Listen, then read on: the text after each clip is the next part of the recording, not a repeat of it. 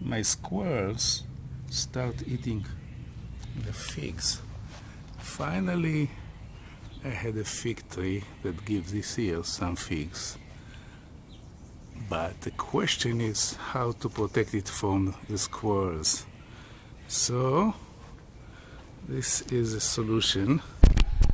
We'll see how it will work.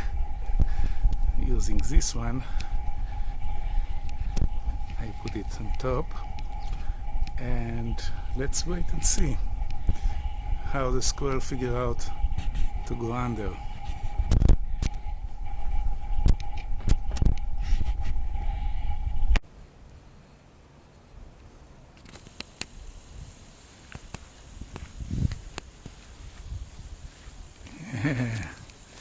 They were under the net.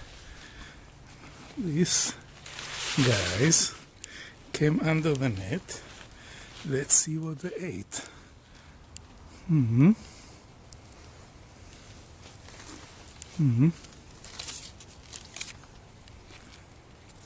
not sure they made it. Yes, they did. They ate my figs.